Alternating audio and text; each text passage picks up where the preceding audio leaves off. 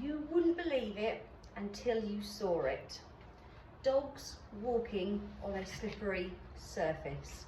Now, if you train with us, if you follow our pages and have done for a few months at least, you will have seen me posting about slippery floors, talking about slippery floors and how to work with your dog and get the best from them and help protect them and their joints. Now, slippery floors, we might only think of something that's maybe polished and might think, well, my floor's fine, I don't slide on it, my dog doesn't look like they slide on it. But actually, slippery floors might not be as obvious as you think, and they might actually be causing more problems than you first realise, because with our eyes looking at real time, it's actually harder to pick up on things than if we look at something in slow motion, and I do look at a lot of dogs in slow motion. Now, in here, this is my training venue in Ardleigh in Essex, and we have a concrete textured flooring, so it isn't slippery.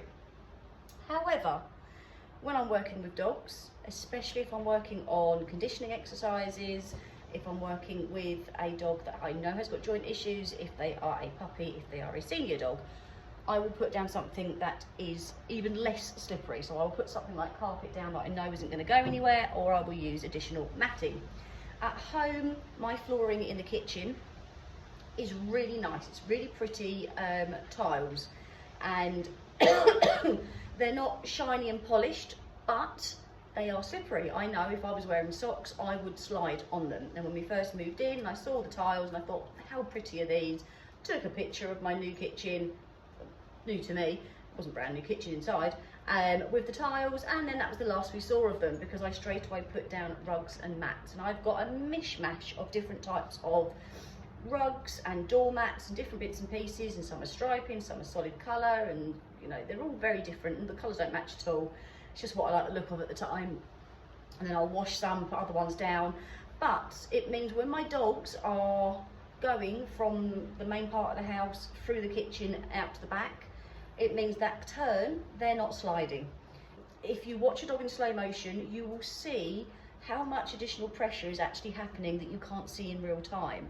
What happens when they are sliding, and this is if it's an adult dog where everything has developed as it should, they don't have any known issues with their ligaments, with their tendons, with their joints, with their muscles, etc., and they are just walking along the surface, and the flooring is wooden, the flooring is lino, tiles, whatever it might be. It could be a carpet, but the carpet has actually got no grip on it because it's maybe very short, very old.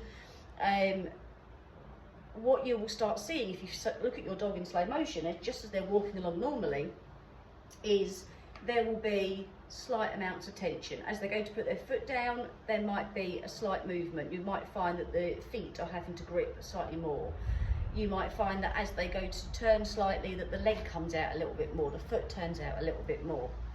You will see a difference, especially if you film your dog in slow motion walking from a non-slip area to a more slippery area. Like I say, slippery doesn't have to mean only known slippery surfaces. It's whatever your dog finds slippery at the end of the day.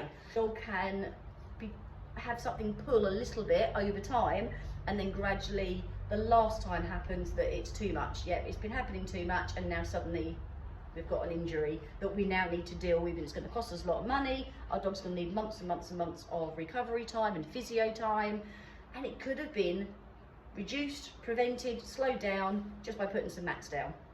It's a no-brainer in my opinion. So you've got things like yoga mats, you've got things like the interlocking mats. Now these are just plain black ones, these were donated to us, so you know, I wasn't going to be picky about what colour they were. You can get some really nice ones now. You can get ones that actually have got like a nice matting carpet. You've got ones that look like grass, all sorts of patterns, you know, and again, these can be stored really easily. They're very thin, you lock them down, the non-slip. If you're doing training with your dog in a certain room, I do online tricks training assessments, so I have people all over the world that will contact me and say, can you look at this video and see if my dog passes either the Do More With Your Dog Trick Awards or the Canine Trick Star Awards. And the amount of times that people send me a video of their dog doing the trick, and for example the dog is going around an item, that's one of the tricks called barrel racing, And as they're trying to go round, they look like a cartoon. They're sliding, the back legs are sliding, they're taking their time to get round the corner, and then they can carry on once they're straight again. And I see it and I'm thinking, your poor dog, how many times already have they gone round that and put their body under that sort of pressure? And the other thing to consider when it comes to your dog sliding, whether you've got mats or not, if your dog slides, check their paws, okay? If your dog has got longish fur, what can happen is the fur between the pads will grow long, and as it grows long, it will then fold and land over the pads. So the pads that are designed to be able to grip now can't, because there's fur over them, so that means they're going to slide about more. The other thing that happens, especially with longer coated dogs or dogs that do tend to get longer foot fur, is that fur, again, gradually over time, grows and then will start catching underneath the paw. So again, that fur is covering the pad. So even if the fur between the pads has been cut short, if the slippers, the feathering around the outside edge has not, that can get caught underneath, cover the pad. It means your dog is going to slip that little bit more.